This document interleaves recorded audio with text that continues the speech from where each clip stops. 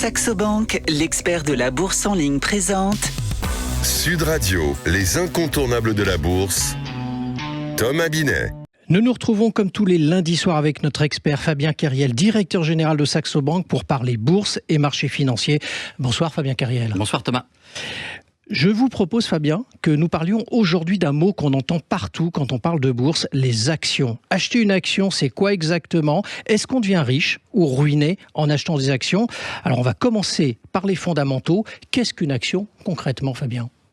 Alors, une action, c'est un titre de propriété.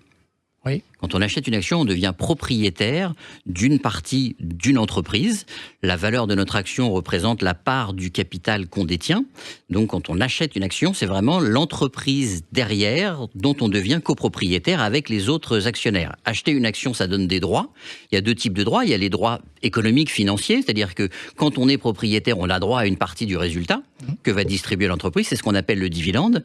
Mais il y a aussi des droits politiques, c'est-à-dire qu'on a le droit à avoir de l'information de la société, comment la société est gérée, qui va publier son rapport annuel, qui va vous informer, et surtout, vous participez à la vie de l'entreprise en votant en assemblée générale d'actionnaires aux décisions de gestion de l'entreprise. Donc, si je vous comprends bien, quand on achète une action, on achète un peu d'ailleurs de l'entreprise réelle, pas juste un chiffre sur un écran, du coup. Exactement. Quand on achète une action, on finance une entreprise, on participe à la vie de l'entreprise, on détient une partie toute petite certes, mais des usines qu'elle détient, des chaînes de production qu'elle peut avoir, des employés qu'on va devoir payer, des produits qu'on vend. Si on détient une action par exemple de Netflix ou de Canal, on est un peu producteur de cinéma en finançant des séries, en finançant des films, en finançant des documentaires. Si la société fonctionne bien, la valeur de l'action va monter. Si la société ne va pas bien, le cours de l'action va baisser. Alors justement quand même, est-ce que vous pouvez nous expliquer pourquoi le prix d'une action peut monter ou peut baisser ? Alors la bourse, c'est un marché.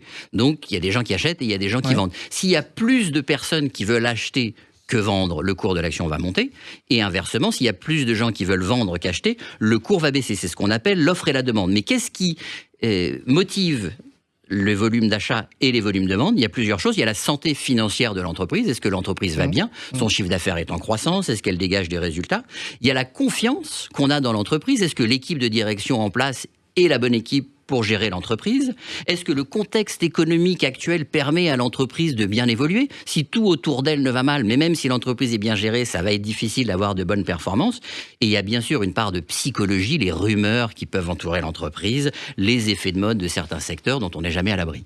Du coup, comment fait-on concrètement pour acheter une action ? Parce qu'on ne va pas à la bourse avec un costume, une mallette et on dit « je veux telle action ». Ça ne se passe pas comme ça. Non, plus aujourd'hui. Aujourd'hui, tout se fait en ligne grâce à Internet. On peut tout faire même depuis son téléphone portable ou son ordinateur, que ce soit sur les applications smartphone ou sur les sites des banques traditionnelles. On achète une action, il faut ouvrir un compte titre ordinaire ou un plan d'épargne en action, qui sont les deux supports sur lesquels on peut inscrire les actions qu'on veut acheter. Mais aujourd'hui, vous pouvez acheter depuis votre téléphone portable des actions en France, en Europe, aux États-Unis, même en Asie, n'importe où dans le monde, à partir du moment où la bourse sur laquelle négocient ces actions est ouverte. Alors une question que tout le monde se pose et que je vais vous poser, du coup, est-ce que c'est risqué d'acheter des actions ? On entend souvent dire quand même qu'on peut tout perdre. Exactement. Investir en bourse comporte des risques de perte en capital. C'est pas juste un slogan qu'on lit ou une notification qu'on lit sur les communications des banques. C'est vrai, on investit dans une entreprise. Si l'entreprise va mal, votre investissement va baisser. Si l'entreprise fait faillite, vous pouvez perdre beaucoup d'argent, voire tout perdre. C'est pour ça qu'il y a un intérêt à diversifier, mais je pense qu'on en parlera dans des semaines suivantes. Acheter une action, ce n'est pas un jeu, c'est un investissement dans l'économie. Si vous croyez en l'entreprise, quand vous achetez ces produits, si vous croyez en la marque, achetez une action.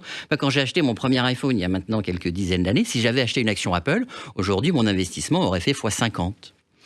Du coup, pour ceux qui nous écoutent et qui n'ont jamais acheté d'action, un conseil, Fabien, pour quelqu'un qui voudrait se lancer et acheter sa première action, justement. Ce qui est important, c'est de faire le premier pas.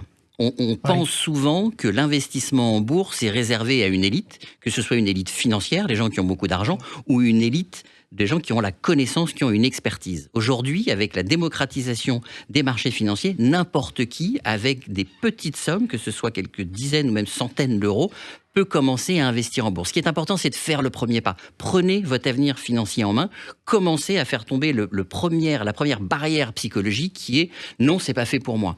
allez-y, ouvrez un compte titre, ouvrez un PEA, investissez une toute petite somme que vous pourriez perdre, qui ne va pas changer votre niveau de vie, mais commencez par faire ce premier pas pour découvrir l'investissement financier. Merci Fabien. Et ce que je vais retenir donc du coup de notre échange, c'est qu'acheter une action, c'est participer à la vie d'une entreprise réelle, et que la clé, c'est de s'informer et de voir loin. On vous retrouve lundi prochain avec grand plaisir dans un autre numéro d'Oser Investir, les incontournables de la bourse. Et pour ce qui me concerne, je vous donne rendez-vous dimanche matin à 9h25 dans la matinale week-end. Sud Radio, les incontournables de la bourse. Thomas Binet. Avec Saxo Bank, l'expert de la bourse en ligne.